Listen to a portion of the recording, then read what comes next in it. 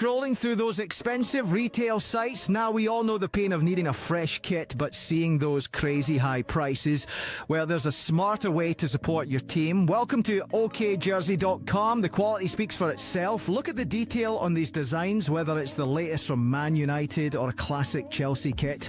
You can get any jersey in every size you need, and yes, you can fully customise it with your name, your number, or your favourite legends' details, from the Premier League to La Liga to Serie A. If you're looking for it, it's here, and it's always for the best price. Ready to save big?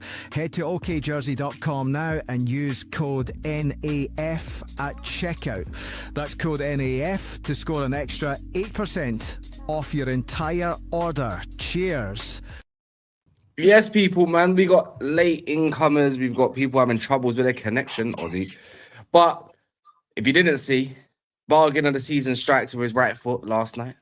Arsenal/Palace gets Chelsea. You know, Man United and City want Semenyo. Fabrizio confirms the first two teams to contact about his situation. Guehi January sale is what Palace want for him, and not him to go on a free, which is, again, new news. Funny enough, once.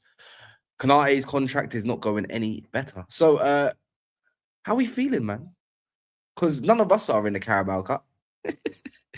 Yeah, no, I'm out. It's a nice, it's Carabao Cup, like it's really like hard cup to win now, isn't it? They need to sprinkle a little bit more stardust on the prize for winning that competition now, because it's a damn hard cup to win, the Carabao Cup now. Facts. Do you know what I mean? So Debatable. What do you mean debatable? You didn't win it last year, did you? One of the year before. I was in the final and you won the year before. So it's so seeing as you played the final and lost it, it's fairly hard to win then, right? Nah, I got the most. I mean, that's when people took it. Listen, I don't want to denigrate your accomplishment, but it's clear over the last 3 to 5 years the Carabao Cup has become a more prestigious trophy. Won it a couple of years before that as well. I'm not saying don't get defensive. I'm saying you said last couple of years. You said a final and lost, the final and won the final before that. Been to 3 Carabao Cup finals. Well, hold on, but you winning the competition doesn't make it a less difficult competition to win. It just, if anything, it means you did well to win it. Well, to be fair, but then more of a wider range of teams are winning it now. So is it more easy to win it now? Is that argument put forward? Is it wide? Newcastle hadn't won it. Okay, so you say wider range. I'd say, okay, look, Newcastle played the last 2 finals, is it, and lost to United. Oh no, who did you beat in the final? You beat Chelsea. So the last 3 finalists, Man United, Newcastle, Liverpool, Chelsea. Those have been the last 3 finals, right? Yeah. I'd say that's a hard competition to win if those are the last 3 finalists. Nah, yeah, there's an argument to say. You said harder to win now, innit? I think it's kind of the same. I don't know. I think it's kind of the same. It is like yeah. Listen, I get where you're coming from, but okay. So semantics. Back to the beginning. It's a harder competition to win. Congratulations to Liverpool for doing it. I'm trolling you, bro. I'm trolling you, bro. But yeah, no, like I will actually talk on this. Like the smaller teams, I am interested in. Why do you think the Brentfords, the Brightons, teams like that, they rotate in this competition, even though it is quite a good competition for them to try and win? What do you guys put that down to? What do you mean? So like Brentford yesterday against City, they rotated quite a lot. Yeah, Brentford, but I think Fulham went really strong outside of Labour. Yeah, that's what I'm saying. So I'm at Fulham. Obviously, they're trying to do that, but I'm just intrigued as to why you think the teams like Brentford, Brighton are rotating in these cups when it is a good opportunity for them to win a trophy. I don't know. I think they should be like. I think they should do what Fulham done and be going strong each time, because a lot of these teams aren't playing in Europe. So like realistically, it's the FA Cup or the Carabao Cup or bust. Yeah. Now then, so yes, I don't know. I think they should be taking their chances. But to be fair, over time, like a lot of those type of teams do play their stronger sides. Like I think Brentford was like kind of an anomaly-ish. But Brentford did play a lot of their decent players. Igor Thiago not playing confused me a bit, but but that's it goes to show, innit? This is why they're just bottle jobs. This is why they are who they are. Do you get it? Like, who are you saving him for? Who do you reckon made the decision? Like, say the sporting director or my mic can't. Or the manager. I think maybe there's an element of like. Is he injured? Apparently, Thiago's injured. Is he injured? Okay, he's injured. It says. But I thought they played a good team yesterday. I saw Henry, Coyote, Hamsgard. Henderson came on. Yeah. He's not even a starter no more. I guess you know what? Rico Henry, man. I used to rate Rico Henry. It's nice. He had the ACL in it. Yeah. I always used to rate him as well. So. Don't you think that this competition should be? I think it should be regarded as something bigger than it is. Like, we're gonna play teams, then the Europa League spot. Yeah, people would take it more seriously. I think they get a Conference League spot, not a Europa League spot. I'm thinking if you gave one Europa League spot to the league, one Europa League spot to the FA Cup, one Europa League spot to the League Cup, I think the quality of people would take the League Cup more seriously. I don't think people love the Conference League. I think they're a bit like, whatever, man, whatever. Did you never have got access to Europe through the League Cup? Have you? No, you have. It's the Conference League though. You get into the Conference League from it. Yeah, by winning it. Okay, well that's that then, isn't it? I think you should, if you're going to count towards your trophies, then it's nothing to kind of disregard. If you're not going to play your youngsters throughout, like how it used to be, then it must be a bit more of a major competition. If you're going to try to win it, I would argue the League Cup might be more difficult to win than the Europa League. Why would you say that? In my life. Is it because of the teams that's in the semi-finals right now? I just feel like if you think about it, like having won the Europa League last season and having get spanked by Liverpool in the semi-final of the League Cup last year, I'd say the hardest team we played last season was Frankfurt. I don't think Frankfurt would win the League Cup. Is it still 2 leg semi-finals, by the way? Yeah. Yeah, that confuses me as well. What? That I don't get why that's a big benefit to what it's like. That's almost just to piss you off if you're fucking in a load of other competitions. Yeah. That's why it's. Don't get me wrong. I'm happy that we're not having to play Newcastle away. We get to play them away and at home. But still, was it you're away? Are you away the first leg? I think away first leg, second leg at home. Yeah, because it's one of them ones where I remember having this conversation with a Liverpool fan like back in probably about 20. I reckon it was a 2011, 2012 time where Liverpool had, probably the time when Gerrard was the Gerrard slip season, where I think Liverpool got to, I don't know if they won it that season or something, but I remember Liverpool fans saying they don't care about that competition. But then once you get to the semi-final of that competition, it's like, you might as well care about it now because you're like 2 games away from lifting a trophy, and a trophy is a trophy. And there is always the thing that it's the first trophy of the season. And if you've got a new group of players that haven't tasted blood yet, it can be the momentum to kick you on, I reckon. So Arsenal, Arsenal have got Arsenal/Palace. Arsenal, if they beat Palace, will play Chelsea over 2 legs. Yeah, great semi-final. That I don't mind it if Chelsea get Chelsea extra couple games, Newcastle extra couple games. Like I'm all for it. So I'm loving that. But see, the thing Chelsea is like, if they can win that first leg, I said it's huge for Maresca. They got a chance, man. They got no Caicedo though, isn't it? Yeah, first leg, but they dominated them without Caicedo with 10 men. So I'm not trying to hear that crap right now. That's 12th of January. If you've done it once and you're convinced that you're this team and everything, you go do it again. Do you not? But this time with 11 men. No, Chelsea, you do it this time with 11 men. Reece James was such a boss. Go boss it again in what midfield. Was the Newcastle score, by the way? 2-1. They scored at the very end. Who scored? Lewis Miley. Okay. Smiley Miley. But that's the way I view Chelsea with Maresca, why and even Arteta. Arteta's got to take this serious. This is a cup. He needs to get over it. I said it's big for all 4 managers. Yeah, Man City. This new squad, it would be good for us to win. Man City, Pep. We know Man City haven't won nothing in the previous year. They want to go get that that trophy again, right? It's big for them. Eddie Howe, imagine doing it back-to-back and retaining for Newcastle, who did not win a trophy after like 70 years. Maresca has already done Conference League, Club World Cup. Imagine adding the Carabao Cup to your collection at Chelsea. It goes to show that I think if they win it, Maresca proves the board very wrong, for one, and obviously they're still in the FA Cup and other competitions. And then you look at Arteta, obviously, I don't have to explain it. They ain't won a trophy in 6 years. So I think it's beneficial for every single team. And that's the reason why I don't think any of them are going to take it too lightly. Once you get to semis, the only problem is this. So the semi-finals usually are mid-January, isn't they?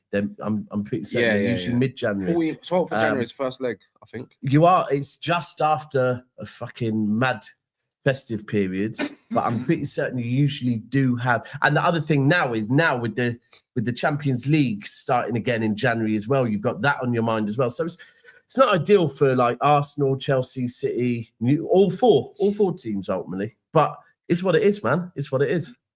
Facts. Yeah, and just first to our like, if Arsenal do win the League Cup, that's a hell of a run that they'll have been they'll have had to beat Palace, Chelsea, and then one of Newcastle and City to win the trophy. So, if Arsenal win it, there'll be a lot of credit due, like, because that would be a good run. I do think the League Cup is very biased to home draws, though. I feel like if you get drawn at home in the League Cup, because all of the games are midweek evening kickoffs, with the crowd and stuff like that, I do think that is a massive advantage in the League Cup. In comparison, FA Cup 3 o'clock on a Saturday, yada yada, cool. Under the lights with your fans, like every single time. I agree with you. We had so in the last round, I went to the last round, Swansea away, right? And the first half, we put out our B team, and we were 2-0 down. Yeah. Right. That's what can happen away from home. At home, that probably doesn't happen, but away from home, that can happen, and we had to bring on some of our better players to win it. So I agree with you. I think especially if you've got your first 11, I think home and away, whereas away from home, a second string 11. Away from home, second string under the lights Wednesday night. You're going out. Here we go. And that's what I'm saying. We were 2-0 down. Hear this out then, because I'm just doing a bit of research right now. On the week of them playing, Arsenal's got Liverpool on the 8th of January. Newcastle's got Leeds, City's got Brighton, But the week following in between there is the Carabao Cup fixtures, which I'm going to imagine is going to be played on the 12th by both teams. After that, there's 5 days after that, which it ain't too sad, but Man United's got Man City. And then after that, they got Arsenal go away to Forest. So it's like, which one do you take more serious? What? Ornstein, it's a bomber. It's a bomber. Oh shit! Hey, that's you better come see this shit. Oh no, he's gonna take it as well. Maresca to Man City is crazy. Yeah, that's a bomber. There's a big if though. There's no ifs. There's no. There is in case. The if is in case. Can't get company out of buying. Oh my God, David Ornstein, Enzo Maresca are high among candidates Man City considering in case Pep Guardiola exits next summer. Next summer. Oh, it does. When he says next summer, does he mean this summer? Oh shit! There's no way. I just come back and I see a madness. Wait, when he says next summer, does he mean 26 or 27? If they say in case, let's read it. I think they're meaning if he leaves a year early. I reckon. We're talking about 2020. We're talking about summer 2026. I've got a scenario. Pep actually came out the other day talking about how much he rates Maresca. So I hear that's funny. Hear me out. If Pep was to leave this, like Ferguson, you win the Premier League, which you think an LB thinks, right, or whatever. I don't know if you think, to be fair, LB does, right? Yeah. But do you not think he just bows out and just said? Maybe, because I still think personally Pep should have gone.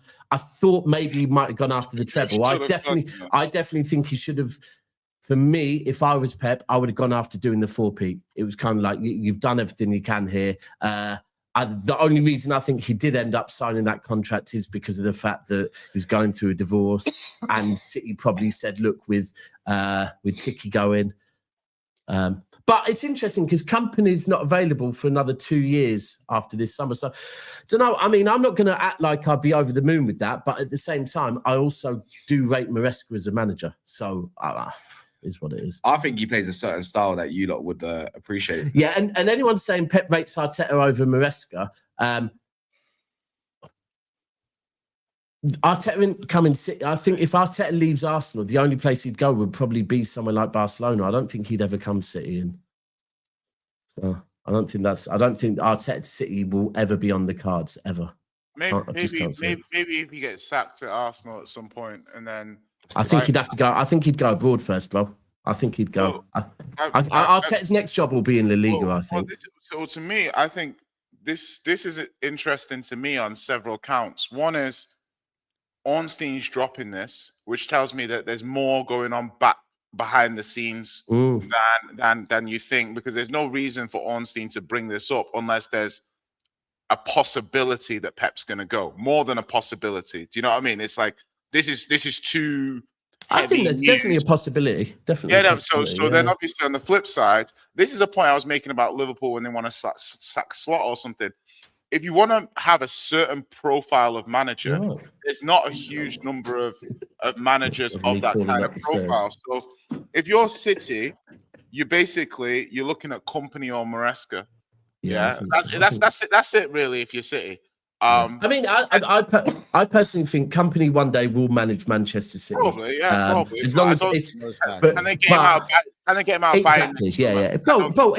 And the thing is, his contract's up in 2 years. Yeah. For me, like I always said with Company, that I don't want Company to come back unless I am 100%. And I said, I need to see him not just win one Bundesliga. I need to see him do like 3 in a row or something, or do something very significant. Maybe not win the Champions League, but get to the final while winning the Bundesliga. I need to have real faith in him, yeah. But I think you're right. If you've won 3 in a row at Bayern, why would you necessarily? I get he wants to go to City, and he has said one day I want to manage City. But if you won 3 in a row at Bayern, I can't see why you'd leave Bayern. You think, you know what? Let me go on and see how many I can fucking win. Like, let me test myself at Bayern. So I don't think he'll necessarily be in a rush to come back. I rate I don't know why people would insinuate. I like Maresca as a manager. Like I do as well.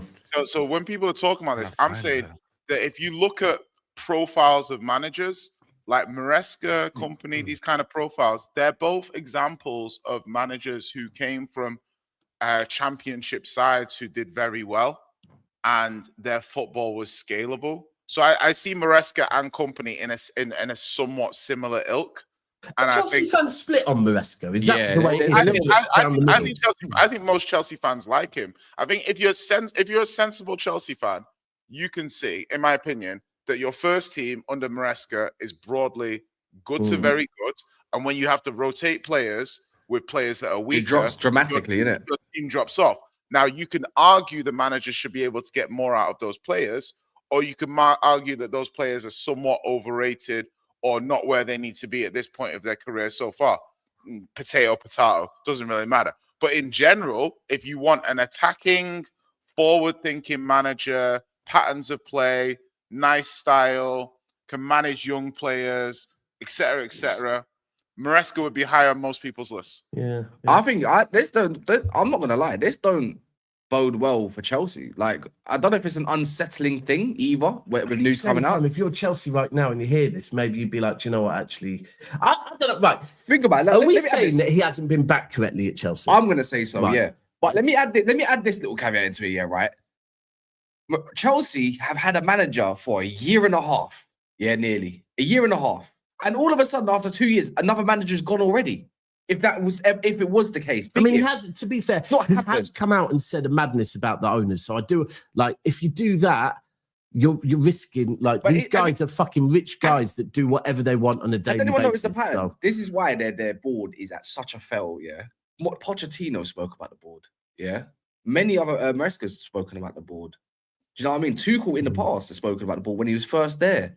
There's always something about the board, and they always end up leaving. They need a manager for stability. That's what they want. They want long-term options, long-term future. And all of a sudden, if City comes into the fold and he knows, well, I got a board there that know what they're doing, that will give me my players. I've already got a good squad. I've already won a couple trophies to show that I can win. I've been here before as well, so I know the club. He knows, and he also knows the board. He knows exactly. the board. But if I was top big, because I believe his issue is with Ed. What's his name? What's his name? Ed Summit? Barley. Yeah, Egg Barley. That's his issues with him, yeah. So if you're top B and you see these rumors, would you be thinking, hold on a second, I kind of need to look into this and work out which one? Like, because is it the football? Is it top? Is it Maresca or is it that Egg guy? But I don't know. I can see this getting resolved. At the moment, I think Maresca's doing a good job at Chelsea. So I don't think they'll get rid of him. I think they'll kind of sort it out. Even if they don't get rid of him, if you approach him, there's a big difference. They got no power over that. Yeah, but we can't approach him. Like, Pep's still got 1.5 years left on his contract. But let's say, all right, well, we're going to push the scenario. Imagine Pep says, you know what? I've done what I've done. It's time for me to retire or something like that. And you go actively searching and Maresca's your number one. Why would he not leave? I wonder what Joe Shields' take is on this. Because Joe Shields fucking loves Maresca as well, innit? And he has to say that. I wonder what this guy is the single most powerful man at Chelsea. Joe Shields. Yeah, people don't even realize. Bro, Joe Shields literally, from he got Cole Palmer and Cole Palmer cooked, he gets to call all the shots there. But the thing about Joe Shields, and no offense to Joe Shields and everything like that, and I'm not trying to say I could do Joe Shields' job. Like, obviously, he's good, but I'm saying that, like, you could do Joe Shields' job. I'm saying me, based off my football manager track records and what Chelsea are essentially allowed to do, I could do a 75 to 85% version of Joe Shields' job. Like, I wouldn't maybe be as good as Joe Shields, but I wouldn't be loads worse. It's like, you give me hundreds of millions of pounds to buy the best young players on the planet and hope that, like, we have a 20-30% hit rate. Man, I could do that job. Like, what do you mean? I could probably do that job.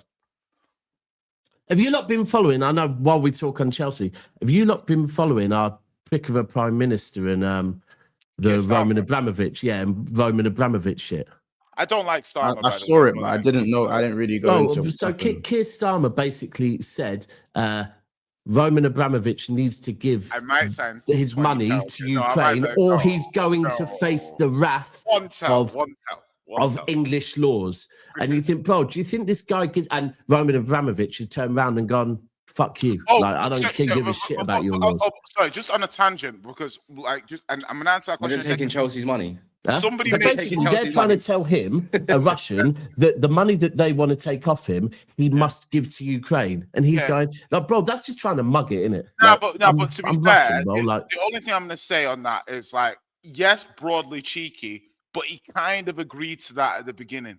Like, I'm not saying he at that point, oligarchs were under he probably was like, yeah. And then I'll sort it out. But I don't want to get too into all the politics and stuff, like too much. But they say don't involve football in politics, but they're doing that exactly with FIFA, the World Cup, all of this and blah, blah. It's like you got 2.5 billion there, for what Todd Bowley was going to, whatever, that's meant to go to Rome. And he said, don't worry, focus on Chelsea. So technically, when he said focus on Chelsea, you could use that money to focus on Chelsea.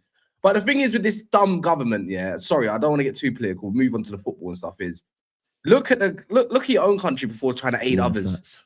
Look at it. It's the state of it, bro.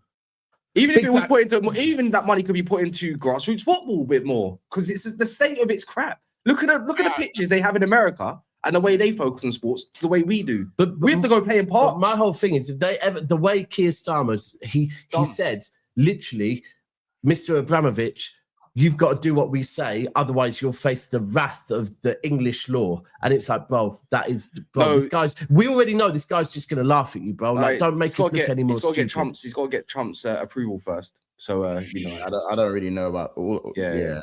I don't really know about all that, but I know it's not nice. All right, AJ. I was saying, like, it's Chelsea's money. You're robbing. I don't even know why he has to give 2.5 billion to Ukraine. No, Ukraine. So was it Russian? It's mocking it. You know what? 2.5 million. So see Todd B. Obviously, he had to pay for the club. But Roma said, don't worry about it. I don't care about it. Bang on Chelsea, focus on Chelsea, basically overall. I think a bit other part. He was. Paraphrasing, but it's close enough. Basically, And then now they're trying to use it as a weapon. Yeah. So my thing on this is just to add a bit.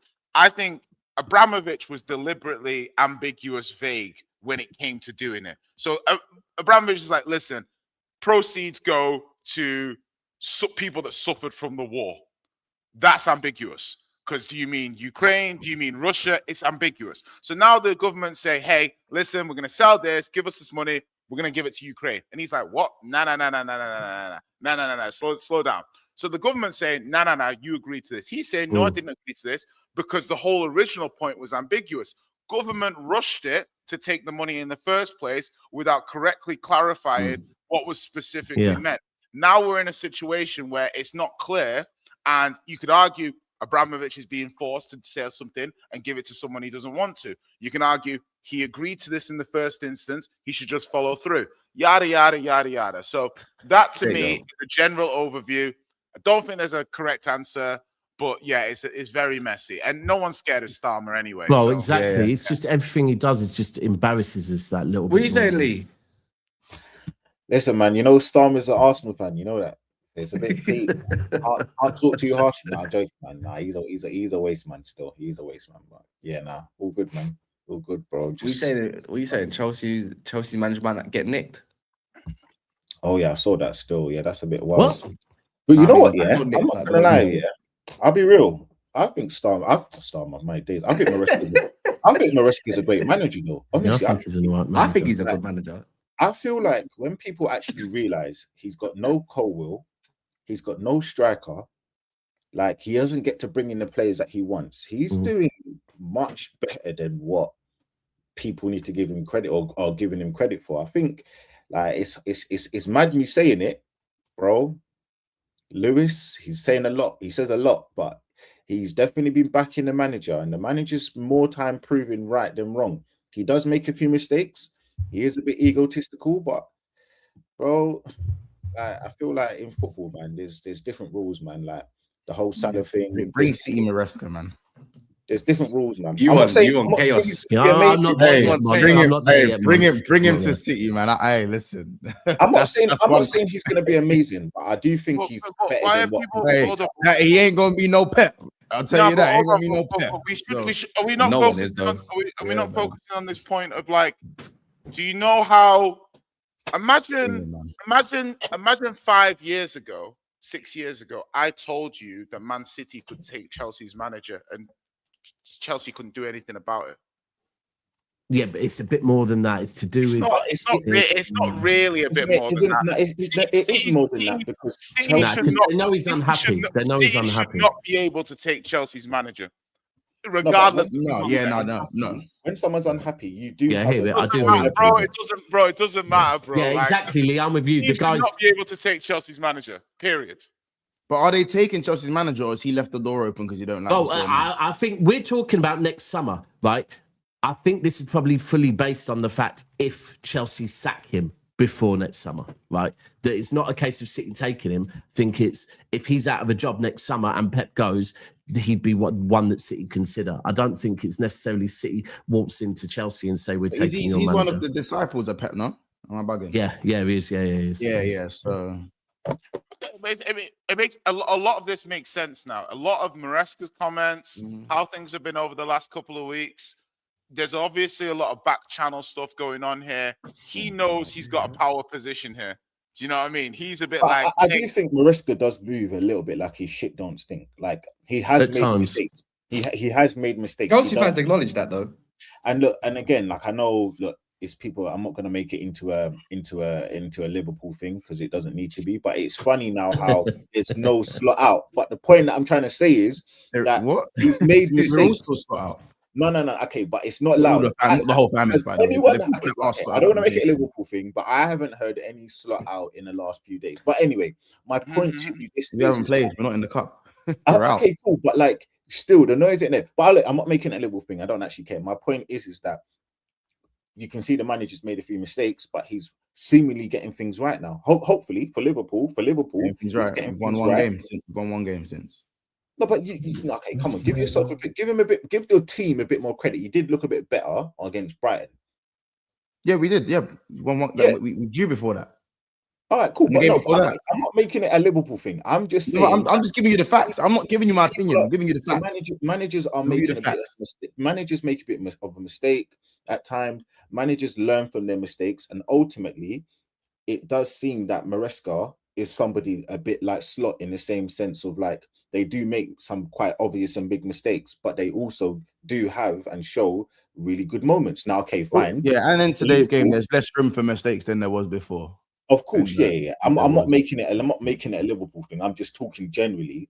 Like it does seem to be a bit quieter with the. We know with the Chelsea fan base, they're just 1 minute they're so high, 1 minute they're so low. But it is a bit. No middle ground. Weird. I don't know, man. If it was me, I wouldn't really be going for him. But I don't think he's a bad option. Who would you like? If you're City, who would you be going for if not Maresca? Sorry, I'm not gonna lie to you. I'm going for Enrique. But what? You're not available though. Would he be available? But is Enrique available? Make him available. What does that even mean? What does that even mean? Money, project, sell it to him, man. Okay, so it's not. We're acting like managers ain't been just prized out of clubs before because it's happened many a time, man. League holders, is it, Lee? Like it's not like that small wrinkle. He's the manager of the Champions League holders. Jay, you work in sales. Yeah. I work in I say work in sales. I do sales as well. Sales recruitment, yes. And let me tell you this: if I had a guy that, my point. Let me point. Okay, I want to let you land, but whatever analogy you're going to make won't make sense because I'm going to say if you work in sales for the top company in the market and you make a shitload of money, it's almost impossible to get you out of that company. Okay, but I was going to say there are other avenues. You can sell the project. Now, okay, my caveat might be, right, let's say that he lives in Manchester or she lives in Manchester. I might sell the idea of London. I might sell the idea of hybrid. I'm going to sell the idea of a project. I'm going to sell the idea of the role. I'm going to sell the idea of the money. So there are stipulations. Now again, we have to be very fine-tuned because your point if he's at a top recruiting company or if he's at a top company, the margins are quite small of what you can sell, right? So yes, it's going to be difficult. I'm not saying it's going to be easy, but Man City, let's keep it a buck. They're what, top 3 club in the world right now in terms of finances, in terms of trophies win. What? Or PSG? Yeah. So I'm saying it's depends what Man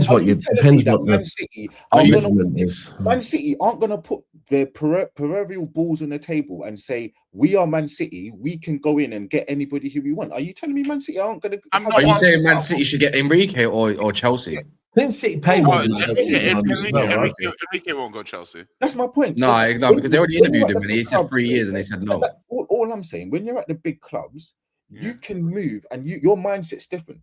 So of course, Man City are going to think, "Raw." They're going to have his name on the list. They're not stupid. Didn't Enrique naturally succeed Pep at Barcelona? Yeah. No. Was it Tito? Was it Villanova, wasn't it? Was it Villanova? So the conversation's moved on, because we were talking about Maresca before, and I said I'm not mad at Maresca as far as I think he's quite a good manager, and if I wouldn't fucking throw my toys out the pram if he came in, maybe as an interim. Now, man, I've mentioned Enrique, bro, they're not comparable. I'm sorry, but you can't compare Enrique and Maresca. Like, come on. Enrique, if I had the choice, I'm doing nasty things to get Enrique over fucking Maresca. Like, bro, come on. Like, they're not. I don't think Jay's point is that you shouldn't go for him. But my point is, I'm not sure Enrique is available. I think Maresca. If you take a short list of Enrique, Company, Maresca as your shortlist, and the two of those guys are hard to get, and then the other guy is the alternative who's easier to get. I think that's an amazing shortlist. If you throw like a Nagelsmann or Iraola or like a wild card for the fourth one, who's my point is it's not impossible. Nobody in their right mind thought that Wirtz would go to Liverpool over Man City? Nobody. No one. With you got the manager of Liverpool who he has no clout over Pep. You've got Man City that pay more money. You could say they have better players. Okay, they finally won the league last season, but they had better players or bigger names, whatever it is. And the idea of constantly winning under a manager who's won 24 titles or 24 leagues or whatever, 24 trophies, and what was it, like 16 titles or something I saw the other day? Let's be fair, it's not crazy to think that Man City can think to themselves, I'm going to go out definitely inquire. Any club to get to top managers. It's not crazy. See, I'm acting like managers ain't just been prized out of clubs in the middle of their contract. Yeah. All the time. PSG right now, they're cooking. They're not Real Madrid though. They're still not Real Madrid, right? They're still not Barcelona. So, but if I'm talking Maresca, I'm saying I would rather Maresca than De Zerbi. Yeah, that type of level, right? Not when you're talking Enrique's or fucking, Enrique would be, if Pep goes, Enrique would be the guy I want. But this is the thing, is like, not revisionism, but I remember it is revisionism. I agree.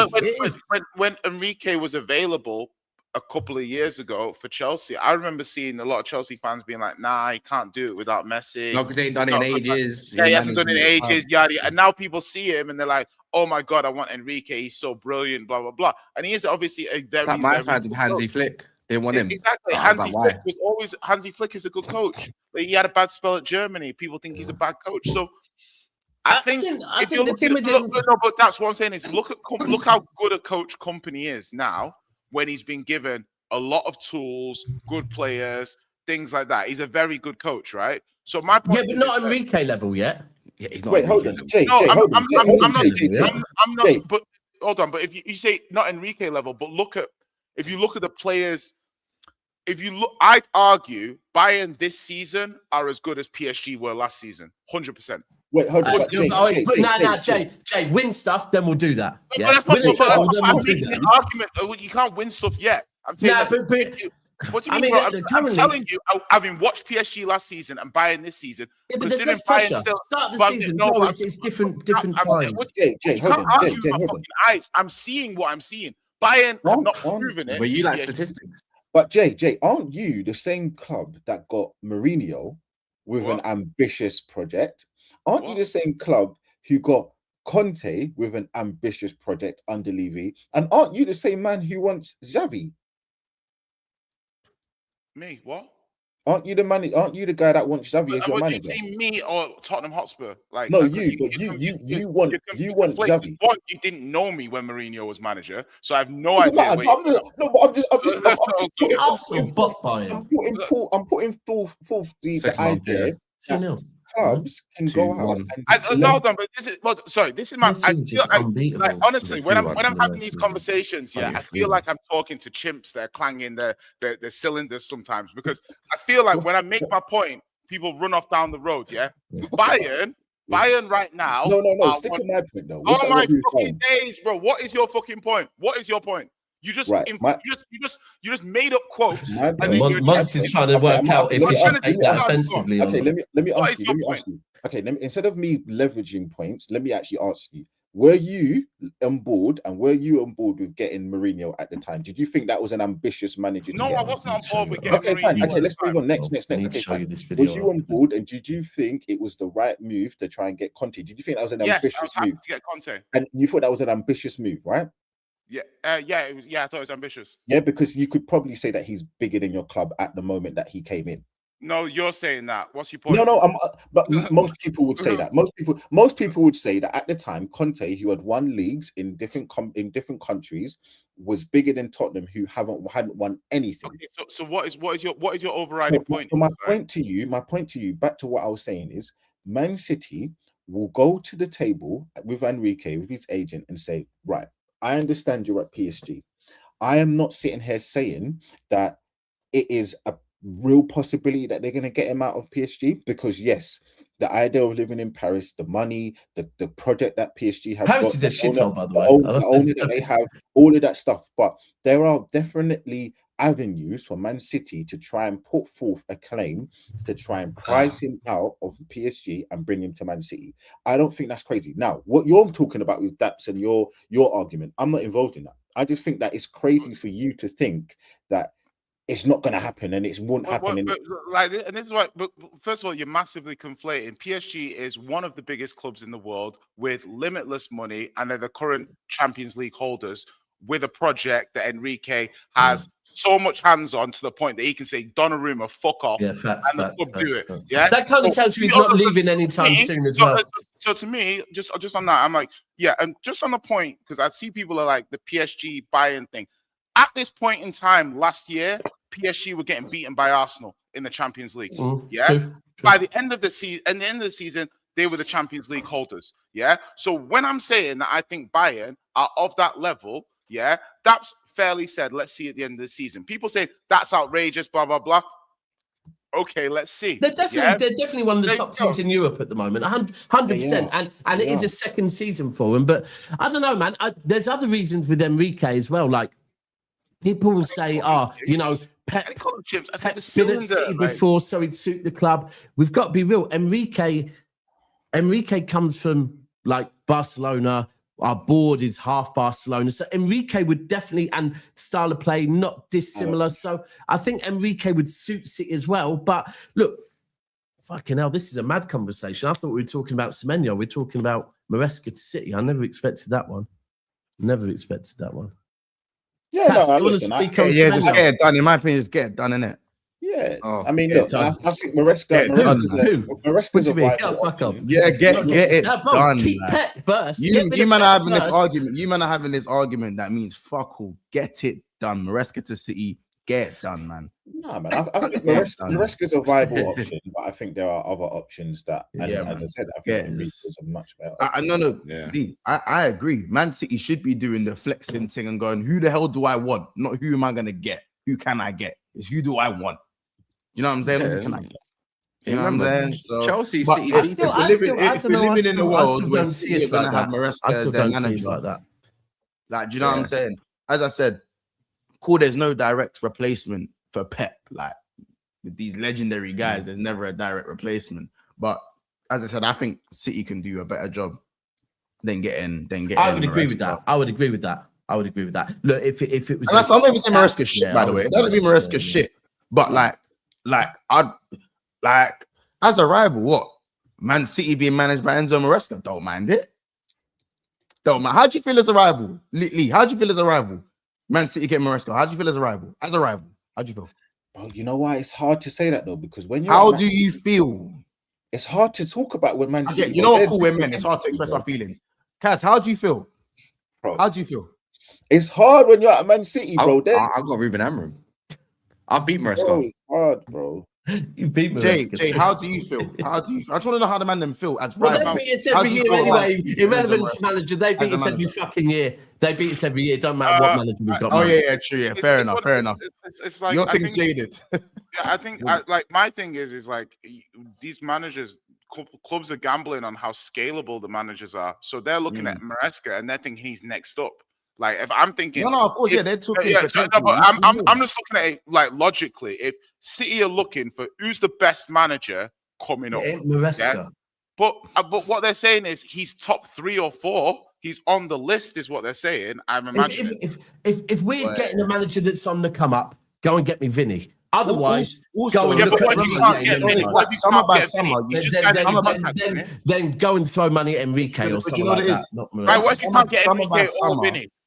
But adapt summer by summer. A lot of these managers, what I do agree with Jay is that there are a lot of these more upcoming managers now looking to take the bigger jobs, and that's why you see the likes of Glasner and Iriola being mentioned with teams they should not be getting mentioned with. Do you know what I'm saying? Actually, Monts, you made a great point there because how bring me Emery 4-4-2, man. Some of these managers are failing. Some of these managers are failing upwards. Arteta. Yeah, because Vincent Company failed upwards on the maddest. Yeah, he failed upwards on the maddest thing. He fell up the bed. He fell up the stairs. I mean, I fell up the stairs the other day. You feel like such a prick. it could happen. It happens to the rest of us. Yeah, but this is what I'm trying to explain about scalability of these managers. Like Company and Maresca are similar, and the point is that in the Championship, especially Leicester and at Burnley, what you're basically arguing is if we give these managers better finances and better players at their disposal than their opposition, they will win the league. They will be the best team in the league. So what you're basically asking is, can you scale that up? We can do possession. We can dominate games. We can do all of this. And Iraola, there's no evidence that he can do that. But with a Company and a Maresca, you're arguing, can that stuff in the Championship, can that scale to the highest level? So when I wanted Kieran McKenna, I got laughed at. But McKenna's style of play is not to me. It's controlling. It's not as controlled as Companies or Maresca's. When you got Kashuse and a couple other them lot and a very young Amari Hutchinson, bro, you're doing your thing already, blood. Who's the other guy? Is his name Moore in the centre mid? He's crap. The captain. Chaplin and them, man. Bro, come on, man. You are right though. You're 100% right. The J and the Vinny one was a big risk. Yeah. But at the moment, it's paying off. But I do hear what you're saying. At the moment, boards are probably looking at it and thinking. You can look at a Kieran McKenna, and I'd be like, okay, there's a question, maybe. There's an idea there. Yeah, even Carrick, even Michael Carrick. I was literally about to say Carrick. If you're looking at Carrick, you think, do you reckon he could do it? Like, if you gave Carrick the best finances and the best team in the Championship, would he win the league? Maybe. I don't know. Yeah, maybe. But your player that you rate very highly, he is very loud. 171 likes I was looking at. 171 likes. Come on, people. 200 easily. Come on, man. I was going to ask that, to be fair. We're falling upwards. We're falling upwards, but the likes ain't falling upwards. Like, what is going on in the dunya? Like, come on, people. You can definitely smash the likes. Has anyone ever fell out of their car because of ice? That's another mad one, bro. Where you put one leg out and then you put all your weight on it, you just fucking fall over. That's another mad one. When I hopped out it was really good, man. BMW series, you know what I'm saying? Actually, I bet you've fallen out walking out there. Bro, 100% you have. Oh, that deck can get. You know what? Actually, I haven't, but Ty has. Twice. That Maresca thing coming public is a bit mad though. Maybe it will die down because they're saying it's 2027, not 2026. That's what people say in the chat. So it's when he actually leaves, when his contract's up. When Pep leaves, I don't know. So he's had a new contract. That's interesting. So Pep's contracted till 2027. No, when's Maresca's contract? No idea. When's Maresca? Chelsea. When's Maresca's contract? He must have got a 3-year deal. I would take Maresca. 27. Yeah, you best do it, Tottenham. Because Maresca's been here. What is this his third year? Second year? Third year? 2030 apparently. Oh yeah, you know Chelsea do them bumpers. They're bumpers. Kaz, are we saying? So I saw the Semenyo thing. Is that where we're transitioning to, Kaz? Yeah, but I'm transitioning. These likes are still not on 200. It went up by 10. These lot are cheeky. They don't listen to me. I'm not in a live chat. I'm watching on my TV, so I don't need to like. You know, the remote. You know when the remote is there. Fuck off. I'm gone, guys. It should be customary for anybody to watch any YouTube video. I was gonna say, you know when the remote is mad far down the side of the chair. That's probably what it is. No, it's not. It's them ones. People watching their beds and it's falling down the side of the bed. Yeah, it's falling down the side of the bed. I gotta get under my bed you now. Gotta move bed, that's what it is, man. Yeah, I must admit, I rarely like videos when I'm watching stuff on my TV. I don't. On my phone, I always like, but on the TV, it's a different. He's saying if they need, so it's a YouTube problem. They need to make it more accessible when you're watching. Well, now I'm just 40. I'm old. I'm 43. I don't know how to operate shit no more. That's what it is. Look, see a little. Look, nearly on 200. Can we talk about Semenyo before Jay comes back? Otherwise, this show's going to be 2 hours long. Let's just get that over the line, man. What's he going to do? The stats thing? Well, anything. He's going to tell us why Semenyo is the most effective winger in the world. At some point, Bruno Fernandes will be spoke about. I guarantee you. Yeah, no, but I will say though, Semenyo is not about Cherki because you know. Semenyo's a nice player, but I don't know if he's I don't know, man. What are you saying? Modern day Victor Moses? You know what it is?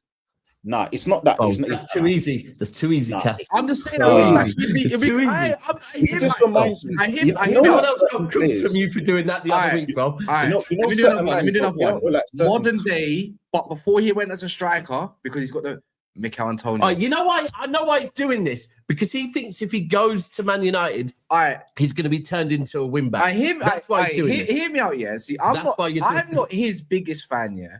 But modern day, let's call it. I'm going to call it Mikel Antonio, because when Antonio was doing the wing back stuff and the winger stuff, yeah, for West Ham about 10 years ago, 9 years ago. Yeah. He was a fullback. I think he was a fullback at one point. But even though that's not his game, like, think about it, yeah. Good shooting boots, good work rate, gets into the box, very good in the air. You know, the typical description for IC3 players, PNP and nothing else. Decent technically. Like, think about it. Like, this is Mikel Antonio. This is what you've got. It's a great comparison. Do you not remember when Chelsea were linked with Antonio and they wanted to put him wing back under Conte? And we was like, and I was thinking like, oh my god, the Zappacosta played. No way, short. What? Come on, man. The guy who had like 12 appearances for Chelsea. Come on, man. That's a nasty little wing back right there. I'm just saying. Antonio's not really technical, obviously, but in other areas. But I'm just saying, innit? It makes sense more for Man United than it does for Man City. I think because Man City got Doku. I think the Semenyo one. I don't know, and you've given Semenyo a new contract. Then obviously you're playing with 10s at the moment, which is suiting Man City a bit more in the absence of Doku. Do you know what I'm saying? And so for me, like, I don't know, like I think it probably would, but then again, Man United don't actually play wingers in general; they play wing backs. Allegedly, at the moment. So, and Tottenham are probably in need most of a winger. Yeah, and that's then very closely followed by Liverpool needing probably one more winger. So that's stylistically, I think Tottenham and Liverpool are the best suits, as in stylistically. But I think ultimately, like what it said, it's gonna come down to what he wants. That's what Fabrice said. Well, what if this 4-3-3 thing transitions? He doesn't care about any of us anyways. Probably wants to go Arsenal. I swear, I said that as well. That's the thing. He doesn't like if Arsenal probably come in for this guy, then he's an Arsenal. Yeah, I agree. He's an Arsenal guy, but will Arsenal do that? Whenever like I see us being linked with players and there's other teams involved, yeah, I always look at, if I'm the player, like, what would I want? Yeah. And for me, if he goes Tottenham, right, are we all ruling he ain't going to go Tottenham? But if he wants to go Tottenham, he's guaranteed starting. Yeah. It's easy. If he goes Arsenal, he supports them. I don't think he's necessarily a... No, I don't think he's a guaranteed starter at Arsenal. I don't think he is. I don't think he is. You can play Eze there. You can play... Yes, I don't think he is. He's going to be a rotational player. If he goes City, he's definitely going to be a rotational player because, like, he's not ahead at of the moment, and on the right-hand side, where the people... Is he ahead of Bob and Savio? Yes. Is he ahead of Cherki? No, definitely not. Cherki's the best player in the world. So, and then Liverpool... You're not going to say he's ahead of Salah. Like, I ain't going to argue it. But you do know next season he will be ahead of Salah. Yes, but not this season. I think he comes in as he can play ahead of Salah. He can probably rotate with Salah this year. I'm talking about, and he can also play on the other side as an option to rotate with Gakpo. So I think Tottenham is going to get the most time. Stylistically, Tottenham, we know he's going to. Like, you just want game time. Sorry, I just have a question when you say that. You are fully, yeah, and I'm pretty certain your team Ekitike, yeah. Oh, he worked well with Ekitike. What do you mean? As in because when you're talking, he could play on the right or he's playing on the left. You're definitely not playing with Ekitike on the left, are you? Or he's at now, yeah, because of the situation we're in now. Yeah, I prefer him central. Isaac's a bench player, isn't it? Right now, of course he is, 100%. Because at the end of the day, even though it's looking like one of the worst signings, the worst signing in Premier League history, as I said, we've not signed him for 6 months. Yeah, appreciate man. I've heard that one a lot recently. One sec, my but we haven't signed, bro. You should know that because how many man have you had after the first year go crazy? No, I hear you. The main one for me is not even so much on Isaac, it's more on the fact that Ekitike has landed so well that I think that but makes it wasn't cheap. But people give the guy cost 80 to 90. It wasn't cheap. I would have rather Ekitike after watching like Marmoush and Ekitike, I would rather Ekitike over Marmoush. It's easy to say that though. Remember, Marmoush was Marmoush You're acting like Marmoush weren't going mad, fam. You don't want to be mad though. Imagine you. But I just think, and I don't know about Ekitike because I haven't watched enough of him. But with Marmoush, I'm kind of now of the decision. And once you told me the only way you can play Marmoush is off the striker. Like, imagine if Liverpool he's not left side or nothing else. He's off the striker. He'll kill you off the striker.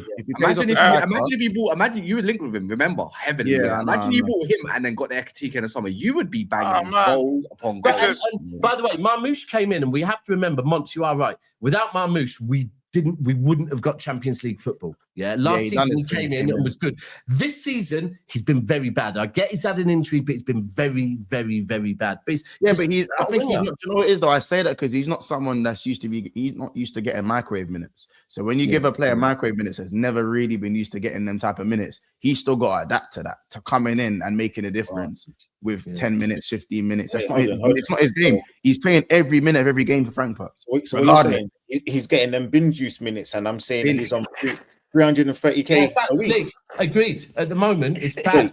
I could see him going in the summer league. Because it was the opportunity signing though. It was the opportunity signing. That's hilarious. And they signed one of the best performing players in Europe. Yeah. But you got to look at the circumstances they bought him in.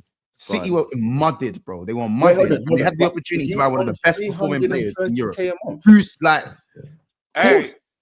you know, Lee, you know why he's on that money? Because it is the reason why he's got so much money, is because of the Egypt thing and who he is in Egypt, because he's a very big deal in Egypt. So, yes, he is. Yeah, he is a big deal. Personally, I think the reason why he gets so much money was because you really forced that deal in January. Like, as in, they didn't want to sell him. Maybe a bit of both, though. Maybe a bit of both. I mean, but he's definitely a big deal in Egypt. 100%. Yeah, they call Prince of Egypt for a reason. Like I have no my issue with my issue with Marmoush for City is he's almost like that Alvarez kind of like he's best off the left, probably maybe a little bit off the left, but that's Doku's best position. He's not Alvarez level neither. Yeah, he's not. So listen, obviously, I know we're talking about Semenyo, which is my specialist subject. Hey, who knew that 5 of the top 6 want to sign this? What's it? Overrated. No way you're gonna. No way you're gonna. No. Hold on, Jay. No way you're gonna come on a show and make it about you being right. No way that's happening. I can't believe. Listen, the thing is, I don't like to make the show. I don't like to make the show about me being right because otherwise the shows will be very repetitive. So what we're gonna do is we're just gonna talk openly about. We're gonna talk openly about Semenyo, and you guys are gonna be like, "What is it about this player that all the top 6 teams seem to go mad for?" You know what? By the way, one thing me and LB were looking at the other day. Last 3 seasons, every season his numbers are getting better as well. By the way. What I want to ask you though, Jay, because don't do this. When I said it, hold on, Jay. I want to ask you though. I'm not sure if I want him. I'm not sure if I want him. I want to ask you though, Jay, because I don't know. Obviously, I haven't done many shows with you. On I do. So, I do. I want to know. Do you rate Semenyo because of him as an overall player, or because of the type of players that are available now, and his quality just shines above? Above the crap that we have right now. A bit of everything. So I'm like, I like his profile. I like his skill set. I like his trajectory. I think it's always best to buy players who are on this kind of trajectory. When on an upward trajectory. I think if you compare him with all the other left wingers and right wingers in the league, he compares very, very favorably. I think he's a top 3 left winger in the league, maybe a top 5-6 right winger in the league. He's available for 60-65 million. To me, it's a no-brainer. I know people will like players like and Die, for example. I like him too.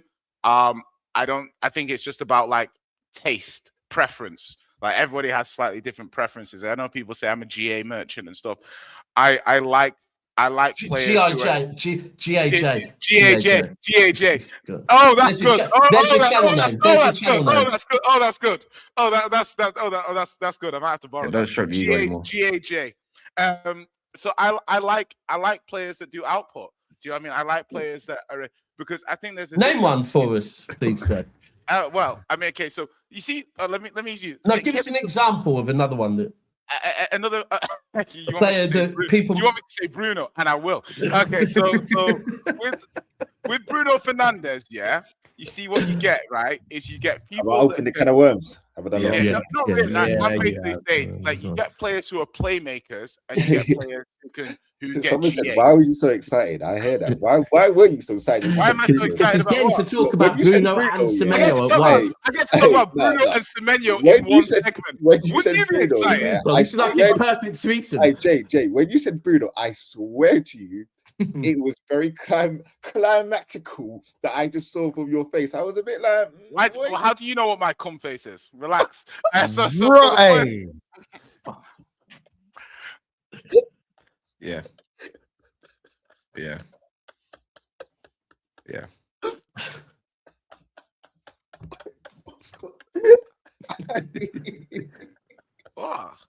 What did I say? What did I say? They're being very immature, Jay. Very immature. Very no, immature. you guys are making me immature. I am. Do you laugh when someone in your when a student farts?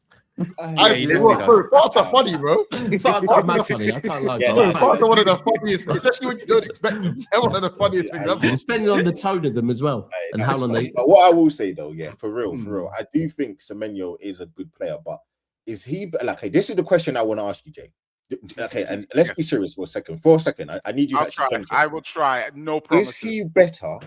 Genuinely, is he better than Doku or Luis Diaz?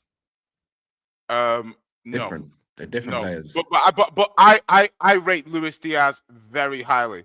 Yeah. So I'm like, so those two players, you basically said two of the best left wingers in the world. That's in my opinion. At the moment. So I think they're two of the top 5 left wingers in the world that you've just mentioned there. So so are you asking me, is Semenyo a top 5 left winger in the world? No, I don't think so. Is he a top 5 left winger in the Premiership? Absolutely. Yeah, you know what? I think it's cheeky, Lee, by the way. There's a line I don't like that Mont's provided earlier. Would you say Martinelli is in a top 5 left wingers in the league? That farts aren't funny. Martinelli? No, I'm trying to work out. Is he, no, I wouldn't. Maybe top 10 on form at a push. Who are the top 10 left wingers? I off the top of my head. Don't mention Brennan Johnson, or you're being removed. No, what do you mean? I don't. Why do people think I rate Brennan? Why do people think I rate Brennan Johnson more than I rate Brennan Johnson? I don't rate Brennan Johnson more. You guys just downplay him, and I'm like, you can't downplay that amount of goals. I'm just being fair. But go on, back to left wing. In the league. Okay, yeah. Right. Let's just quickly do it. Right. Sure. Okay. In the world or in the Premier League? No, in the league, in the Premier League, Okay, so in the Premier League, you got like Doku. I mean, you probably say Gakpo is one of them. I'm not saying he's high, but you probably argue Gakpo might be top 5, maybe. I'll push. I'll say Gakpo. Cunha, can you put Cunha there? Kudus. Really. Wait, hold on. I got confused. Not really. You said Gakpo. I said he's probably lower down, like 5th or 6th. Maybe like down there. Are we talking about top 5 wingers outside the top 5? No. Anyway, in the league, I want to know, because my point is that the Semenyo tool is, and Jay's leveraging the likes of Semenyo as a top 5 left winger easily in the league. But I'm just looking at the quality, and I'm thinking, how good is he actually? Like, is he good enough? Because if Gakpo's in the top 5, I don't want to know what the question is in anything. But Gakpo's arguably a better left winger than anything. Like, you can make Trossard an example, okay? But if you were to take look at it like this, Gunali, look at it like this, right? Based off this season, you'd say, okay, Trossard's playing better than Gakpo. Based off the last 12 months, Gakpo's better than Trossard. So you can make an argument that Gakpo would be Arsenal's starting left winger. Yeah. So you can say whatever you want about Gakpo. But I'm like, if I look at your left wing, but everyone knows Arsenal's left wingers ain't like Arsenal. Like everyone knows to be desired for Arsenal. But nobody's in the leagues is something to talk about. That's what when you. I already said, like, if Leao came to the Prem, he'd be top 3 left wingers in the league. I say, Good. me personally, I think he'd be the best. Oh, Leao would be top Okay, three. let's Left do winger. the top five. Me, how about Are the Jay? we- I'm saying top 3, so these man don't. Are we come talking? back. Wait, Well, hold really, on, hold I'm on, saying- hold I'm on. getting confused by. It's, Can we- this isn't really hard. There's a lack. When you say of left, do you mean top on left form now, by the wingers way, or in the overall? Premier League? It's When you not say left really wing, when you like- say left wing, do you mean overall or on form? I mean left wing. Yeah, I mean that's the left wing. relevant. So you can have No, Madueke I'm saying, in is it left. overall? Is it overall though? Is it overall? Is it on form right now? I'm saying over. I want overall. He's talking in my putting Trossard's in there. Oh, Because Anthony Trossard Gordon. this season's been good. Well, Forget this that season guy. he stank. He stinks this Oh season. yeah, Gordon's but not been good this season, but I'd still take Gordon That over was Gakpo. Martinelli. I'm taking Gordon over Gakpo. But this is I'm taking Gakpo over Gordon. But this is my point, though, Jay. My point is, right, again, I'm not here to argue with you about whether he's a good player. I actually We're think just debating. We're just debating. I think he's a good player. But my point is right, when we're talking about a player to step up like Semenyo and his level of opposition, so the level that he's going up against, in terms of the left wing position, it's so hard to talk about him because it's dross. It's Yeah, so it's bad. facts, Yeah, big facts, big facts. But my point is I remember last season on this show, I remember people were talking about Trossard and Jota and things like that. And I remember it might even have been talking to you, and people were like, Trossard, Jota, Trossard. Obviously, I think the base level of a lot of these left wingers is good. A lot of these left wingers are just good left wingers. And then when they're in form, they become very good left wingers. Good Yeah. point. So my point here is that you can buy any one of these good left wingers as long as they're priced accordingly. Don't spend very good left winger money on somebody who's just good. That has always been my logic. So Ndai, Semenyo, you can prefer Ndai to Semenyo. I have no issue with that. But when you get into the Gordons, the Harvey Barnes, the Martinellis, the Gakpos, these guys are on a spectrum of good to very good players, dependent on form, and that's Yeah, how I think look that's a at it. very. I mean, Well, yeah, it's a point. It's probably a let's- boring point, but it's a good Right point. now, let's not dismiss him as well. He just reminded me, like what's it called? Harry Wilson right now is on crack. It's more like we want to talk about a player that's on form. Like look at somebody, Marcus. Good point. Sarr. How good is Sarr at Palace? Like, I think he plays inside. I think he's he's a good player, underrated. right? I think he's underrated. He's underrated. He's a good Yeah. right wing because right wingers, man, there's loads of great right wingers in the Premier League. Like there's Yeah, I want to loads I want to of right rewind now, yeah, because you said there's 5 teams in. Can we I have think one? it's 4, yeah. wingers. Is it four? Monts decided to talk about Tottenham, Yeah. Man City, Yeah. Liverpool, but dismissed United. Why? For We me, don't even have a left winger. For me, like my reason, I said this to you yesterday, is, and again, I always look at where the player would want to go. If I'm any player, and I'm not going to say United can't sign good players because you signed Mbeumo Over Tottenham and you signed Cunha in and the summer. Newcastle. But if I'm Semenyo right now, with all this uncertainty around your manager, Wait till summer. I'm not But over all these teams you've listed. I'm not going. Do you know what? Yeah, I want Yeah, to but go there's there. but there's uncertainty over Arne's slot right now. There's uncertainty over Thomas Frank right now as well. Pep's now under uncertainty if he's going to stay. So we're in the same boat. If we're actually going to collectively talk about it, only Arteta is the one that's going to remain because they love him so much, even if he finishes The second. problem is, though, Kaz, right? And again, According to you guys, which you've told me, yeah, Amram's here to stay, right? So there shouldn't No, be I confusion don't around. believe he. There shouldn't be But- confusion. Not like the this. problem is, though, Kaz, Please, is that, maybe like, you're right. Exactly. when you look at Man United as an entity, when you look at the manager, when you look at your team, when you look at your everything to do with your being, I've with Man scored more United- goals than you. No, I know. Or the same amount. All Like, these you can facts add are to that. correct. Even the fact that Bruno's just come out All- saying all- you're all these fucking facts- you're all bored of these facts shit. are correct, right? Right, they But said let they're me tell you pussies. something, right? He said they're When pussies you mention the name they're Man pussies. United, it is right next to instability in the dictionary.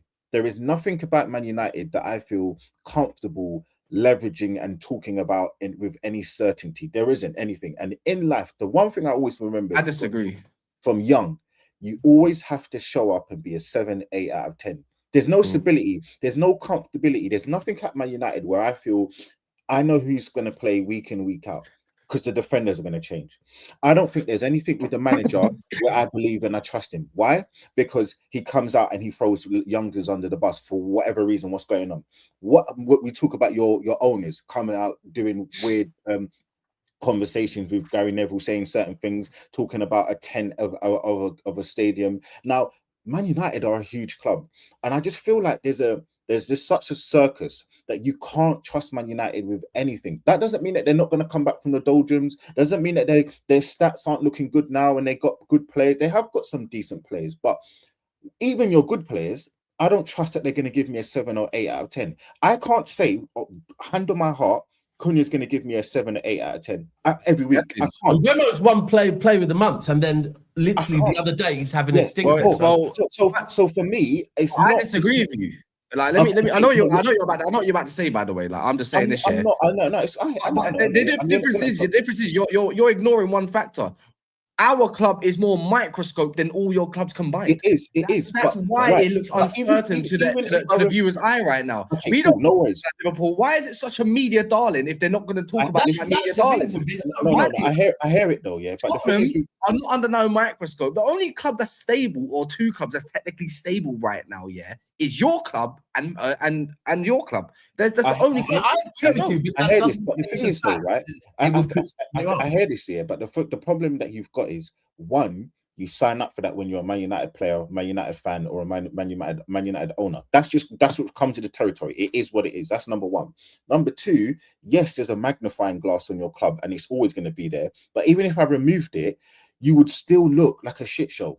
It's just that we can see more of it because you are Man United, and you have to take the rough with the smooth. So when you do well, the magnifying glass is still there. You get talked about. So what's that got to do with Semenyo's whole overall package of decisions? When Daps talks about the certain kind of clubs that he's talked about, and to go to, and Man United, I would probably put you last because there are so many other. I put Tottenham last. Put Tottenham. Even as a Tottenham fan, I'm putting Tottenham last.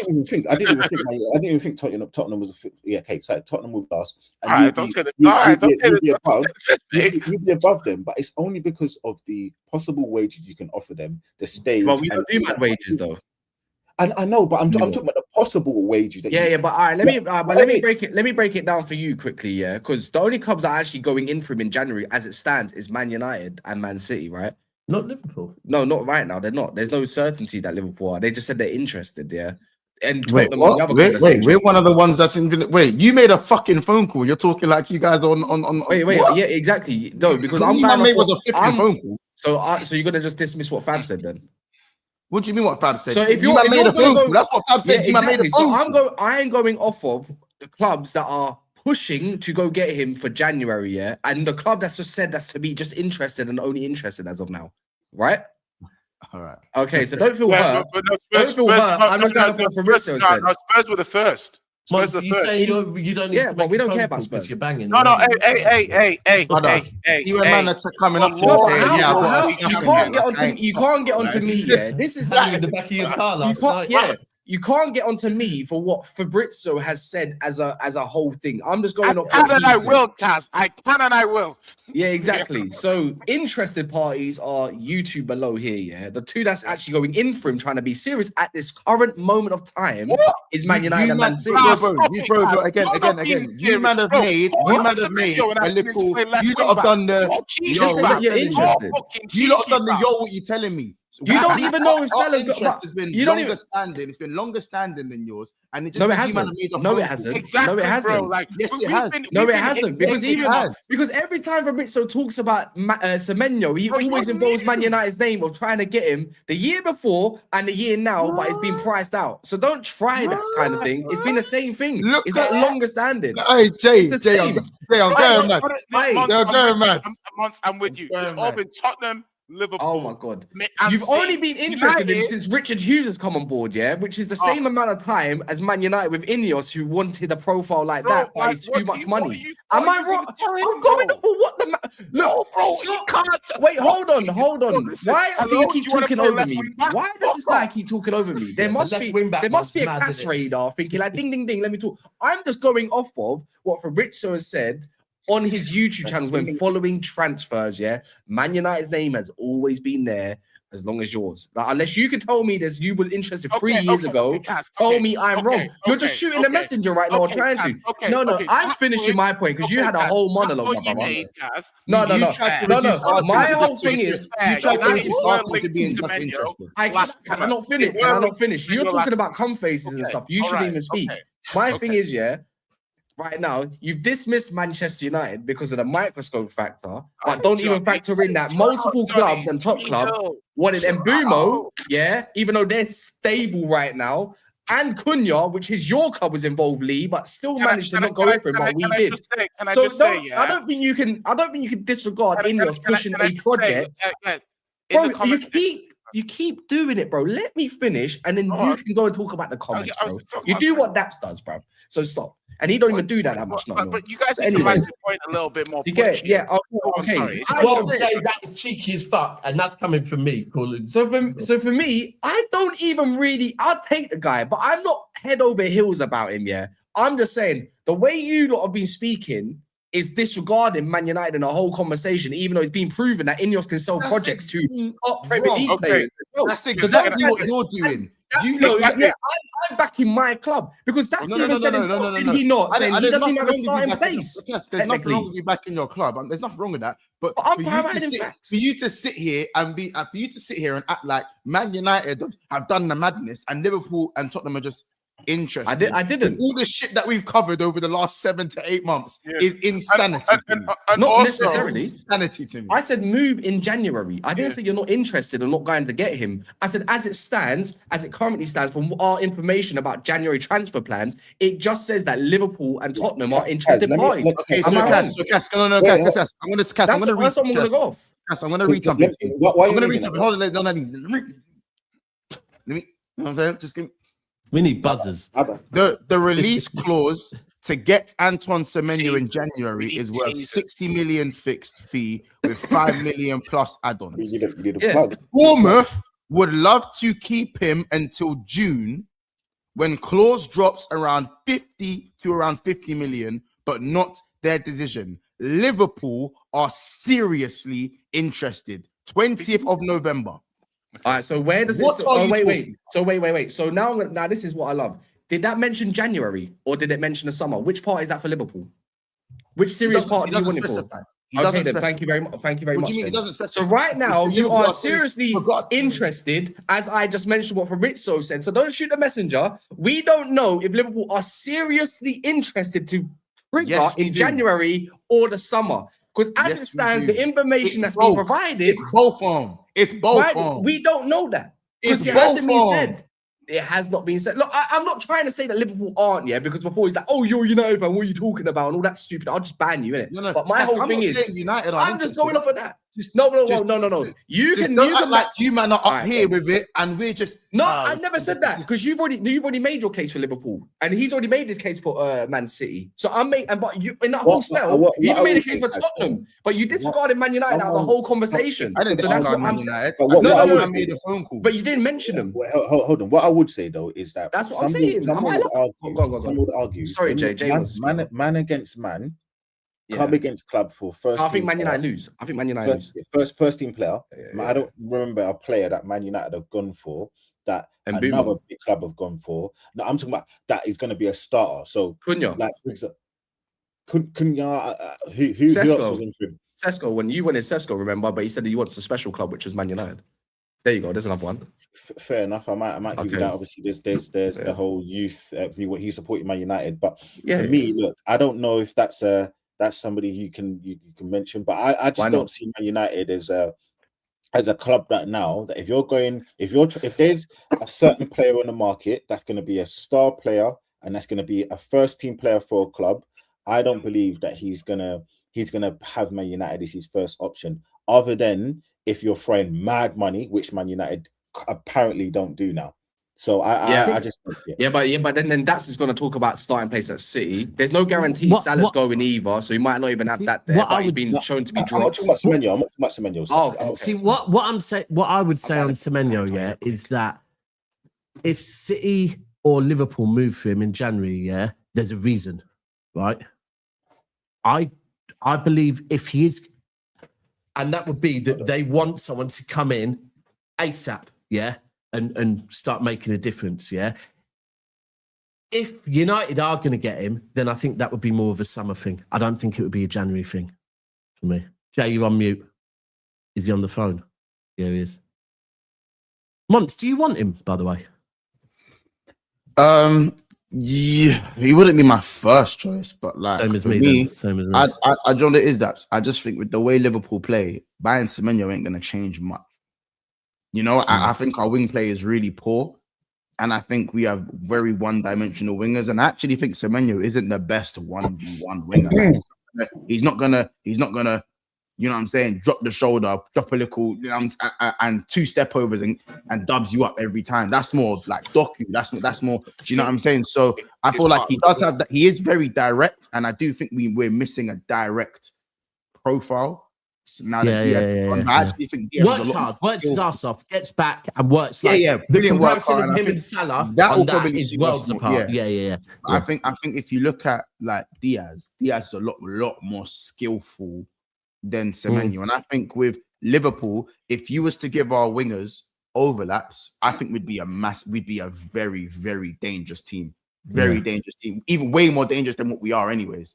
Because we don't operate with overlaps, I don't know how well someone like Semenyo is gonna fare. And I'm not saying Semenyo is one-dimensional because he's both-footed, but he's very much body feint and knock it.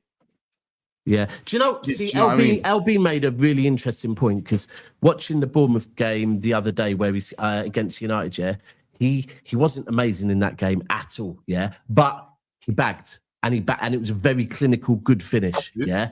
And LB kind of was like, oh, you know what, I'm not really too sure in him. Then someone said to him, bro, you've been moaning about not wanting aesthetically pleasing players. You just want players that impact games, and I guess Semenyo is that. He does impact games. Like, look at his numbers. I think he's a nuisance, and I think in terms of his trajectory, he is on the way up. Do I think he's a little bit overrated at times? Yes. Do I think his price isn't? But his price isn't overrated. Do I think he's a bit underrated in what he can actually do technically? I also think that as well. We've seen him score some mavericky type goals, like the one that he scored from the really tight angle against Fulham. Like, if you go look at that goal, you can see, given the right space, he's going to kill you off. And he's got the ball striking's dirty in it. The ball striking is strong. He's definitely strong as well. Ball striking's not still. So I know his coach as well. His coach, he coaches, you know. Well, let me not say I know. I know of his coach. I would say that, but he. So where's he going then, Lee? Where's he going? Oh no, I don't know that. I was want to talk about his ball striking. His coach has said from time that he's been working on his ball striking. Like that is something that he's been on for a while. Yeah, and like the fact that he is, both footed as well. I think that helps. He can equally play well off the right as well as off the left. I think that does help. But I think for me, I just think if you're talking about spending £50 million in today's market, it's a fair price. But yeah, I don't know, man. I just feel like, you know, as an Arsenal fan, we know about this maybe more than most, and maybe Liverpool, you could probably say that as well. There are certain players that just fit certain clubs. I look at Kudus, he's a Liverpool player. I just look at him.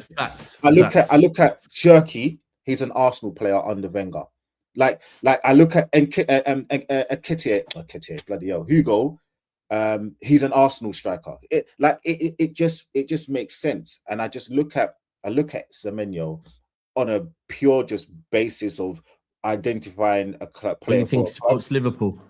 I just think he looks like a Liverpool player. He doesn't look like a Man City player to me. He looks like a Tottenham. The only thing I would say is that this season with Pep Linders, if you look at Doku as an example, like, for me, the way that City play, the best way City play this season is definitely 100% not with wingers that hug the touchline. It's with players that play off the forward. So Semenyo, Doku, either side. But he won't walk in City and be guaranteed to be starting every game, right? But he definitely will boost a league push. The one thing I'll say that I mean, there's many things you can love and admire about Pep is that he can make take a player and find a position for him. He can change the way he plays. You've seen it this season. First time in 9 years that he did players behind the ball. Like, we had 10 players behind the ball. Took off bloody Haaland. in the last minute and brought a defender Sure. on. Like that isn't Man City. Well, That's not So, usual. Can I just on one point on this? I was just going to say is that like these £60 million Prem proven players to flesh out your squad as rotation options. That's nice. Do you know what I mean? That's nice. Like I made the Arsenal argument. did it. Arsenal did it. But yeah, but it's Arsenal did that. That's how Arsenal built their squad mainly. It's like you look at Reinders. City wanted Gibbs White. I will make the tangible argument. I don't think if they had got Gibbs White over Reinders, they wouldn't be worse off right now. But the difference is, hold on. Big difference there with what you said. That how much do we play for Reinders? About 60 million.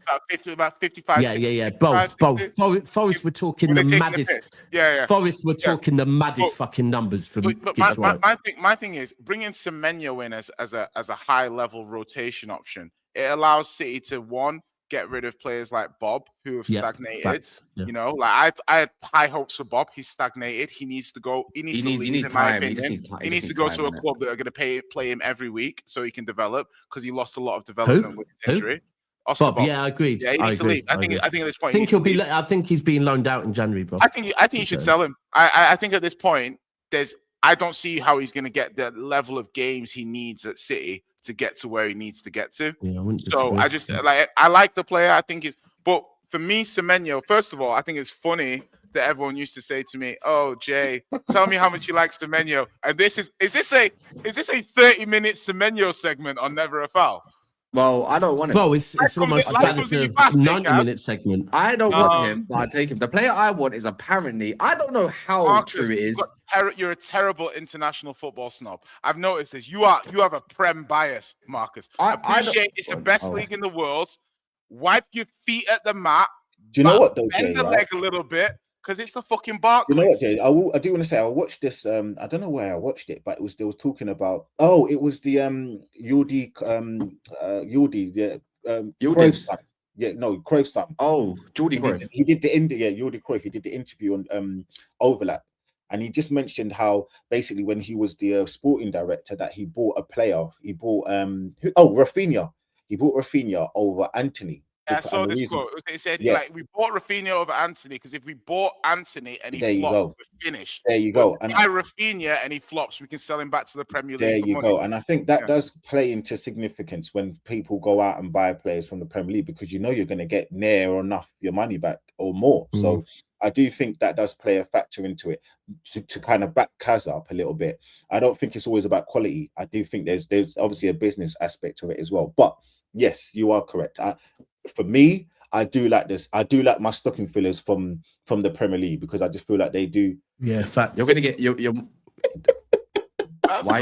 Nah, Lee. What is going on? I don't get that one. Stocking fillers from the Premier League. Stocking fillers are like, he's a child in a man's body. Supplementary players. I like my supplementary players. I like them from the Premier League, man. That's what I mean. That sounded sus. Well, what's it called? You're on one. But the player I want, is apparently cheaper. I don't know how true it is, but he is the one that got credited for it, I suppose. If Baleba is I want midfielders, as much as I want attackers as well, still for the summer, and I know we're missing Ahmad and Boomer. What's the likelihood that Ivory Coast and Cameroon are gonna go far in their respective competition? I'll be watching them, but they might return sooner rather than later, right? We don't know. So Boomer and Ahmad are away in it on international duty. But Boomer's with Baleba. I want Baleba. He's been shit. But I don't care. Really I think that's good opportunity for me. Calvin Phillips was good once. Like Foden was shit last year. Erdegaard was shit last year, right? Players have been having shit off seasons. I couldn't care less. I still think if there's a good footballer, you can materialize them. Buy that distressed asset. Yeah, like discount. Yeah. I don't think he's rubbish. If you like the player and you think he's your player, the fact he's in a downturn of form should not affect the fact that you want the player. Yeah, my thing is like he's on really bad form at the moment to the point, but it's like I don't know what that is, but if you can get him for a price now, would you rather get Baleba at 70 or Elliot Anderson at 90? I'd rather get. How about this? Both of them. How about that? Because the way I view things, is Man United need midfielders, and urgent need midfielders because we don't even know the Kobe Minu situation. For some reason, that's got more spectacles in it than even Mo Salah, which is crazy, isn't it? For someone that wants a loan and someone that wants to actually his brother's own knob. It's mental, isn't it? But you have to consider that. If Balaba's there for on as an opportunity, you just don't an dismiss expensive opportunity. Yeah, but so is Semenyo. It's the same price, roughly. If you're going to do it, Elliot Anderson's and Adam Morton's can wait till the summer. You're not getting Anderson. You're not going to pay Think Anderson about 90 million. Man United's biggest issue right now is not scoring goals, right? In my opinion. Could they be more? Of course they could. My whole thing is stability and a bit of structure that's got a bit of like the factor we do miss, which is a Baleba type profile, for instance, that will strengthen our position potentially in the league right now. I don't think Semenyo would up that. I think Baleba improves the whole defensive. I hear you guys. I actually hear you. But are people willing to spend 90 million on Anderson? Oh yeah, they will. Wait. Let me ask you. Wait, one second. Was anyone willing to spend 105 million on Declan Rice? Yeah. I mean, was people willing to pay 115 million on Caicedo? He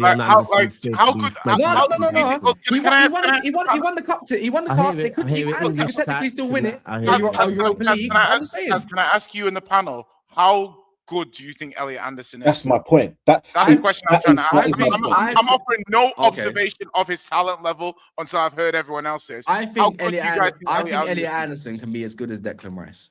No, you're like. I think no. Elliot Anderson. No, wait, hold on. Let's not sit here and act like Rice was getting crazy ratings, yeah, before he signed for Arsenal. Let's stop that right now, yeah. There was only a few people that said, "Oh, Declan Rice could be really good." No one was seeing it. I'm making the same observation. I think he's got all the tools in his locker to be a perfect box-to-box player. Don't even try it. How about this? Because your stats guy, Jay, he tops every midfielder for stats. Every single one, metrics, everything. And he plays for a shit team as well. That's the thing. When you make a take, yeah, sometimes you gotta. It might sound sharp. I'm glad they're both English. You gotta give it a second to settle before you say something. That's what a lot of you in the comment section don't do. You hear people say something and you jump off a fucking ledge. Yeah, you don't let the point just season a little bit. Some of you guys eat terribly seasoned chicken because you're not willing to let it marinate. Kaz, I hear your point. Thank you, Jay. I'm not sure if I agree with it, but I hear your point. For me, with Rice, there was something special about Rice, like that I've seen for a long time. Like I've always seen, and whether it be the leader side, there's something about Rice, that I don't see in Anderson. Let me tell you, I rate Anderson. I'm the perfect person to speak on this because before we brought Rice in, I'm the perfect person to speak on. Why didn't no one pull him up on that comment?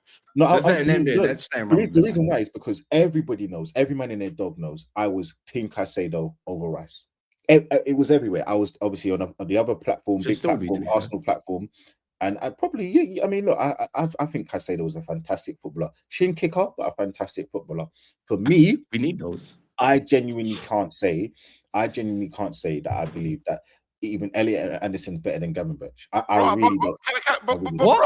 But how can you? I think they're on the same trajectories. They're same ages roughly. Don't say even. Like Gravenberch is some dud, bro. Don't say even. Don't say even. Come on, back me up. Don't say even. Like, bro, he's only criminally even out all of these brothers. I'm not talking about Gravenberch. I'm talking about Gravy Boat. Back me up here. Come on. No, Gravy Boat. There's a difference in Gravenberch and Gravy Boat are two different people. Gravy Boat. Okay. He's not better than Gravy Boat. He's not better than Gravy Boat. No, he's not better. No, right now, I think Gravenberch has proven he can do it at top level at the moment. So that's the biggest difference. That's the biggest difference. Elliot Anderson, I think Elliot Anderson's potential can be as good as either player that we've just mentioned. That's what I'm saying. I'm not saying he's gonna be. I'm not saying he's there. I'm not saying he's better than Rice. But right now, I think Anderson has those qualities. And thank fuck they both play for England. That's what I'm looking at. I've got a great midfield for once. Yeah, he does. Does he start for Holland, Gravenberch? Does he start? Yeah, he does. Yeah, he does. See, so if we go from an international level, I think that Gravenberch makes a bigger impact for his country than Elliot Anderson does. No, he doesn't. No, he doesn't. Not this one. Not Tuchel's Anderson. No, he doesn't. What? No, he does. No, he doesn't. Because if anyone sees the way they build up in Holland, last season. Wait, hold on. You know what? I understand Katz's point. Like, Anderson is very important to England. All right, cool. So if you look at the way Holland's built, stop stopping right now, yeah. If anyone watches Holland, or anyone has watched Holland, you will see that Schotten is a big part of the way they build up and everything, yeah. Look at the way Elliot Anderson is spoken about by Tuchel, the way he builds up with England. He is his main guy. To say he's more important, the only reason why Monster's making that face, is because it's about his player, bro. I understand. Hold on. I understand. Hold on.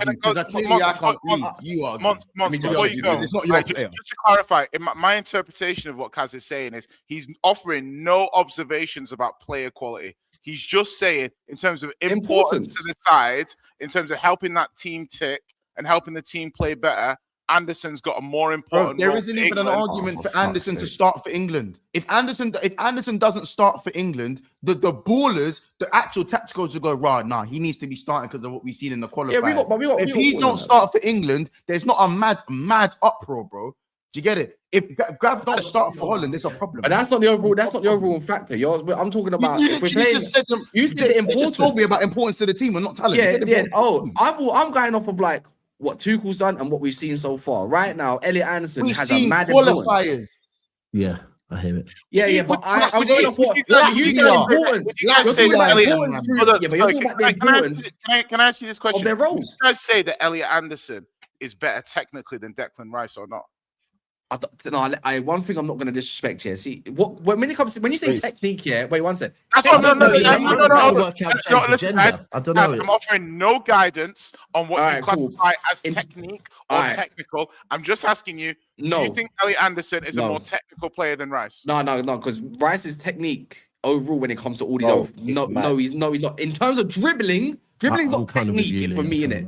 Dribbling is different. Dribbling, sure. Elliot Anderson's better. I just find it interesting to work out what Declan Rice's technique is crazy, bro. Don't you got to separate. So ball manipulation, Elliot Anderson's better. Yeah, exactly. But if you're talking about dead ball, first time striking of the ball, first touch, it's a conversation, isn't it? It's a conversation, but I think I lean on Elliot Anderson a bit more. Me personally, I lean on Elliot Anderson as a technician. Sorry, Trevella, you need to stop crying every time someone questions or critiques an Arsenal player. Not every day. Protect you're top of the league. It's okay. You are the standard bearers. When we bring up Saka, when we bring up Saliba, we compare them to your players. Here's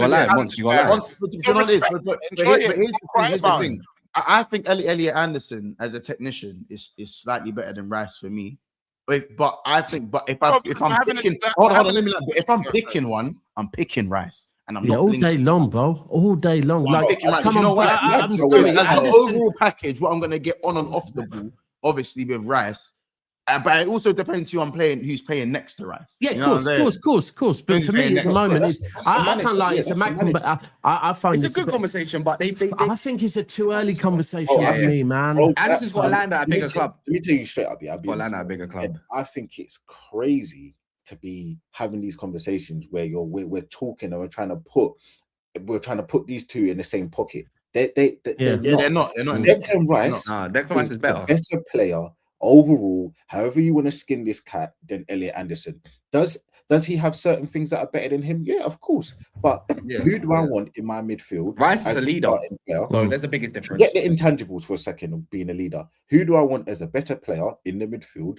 I want Declan Rice. Who do I want? Gravenberch. I don't want Elliot Anderson over any of those other two players. Gravenberch, I don't care what no one tells me.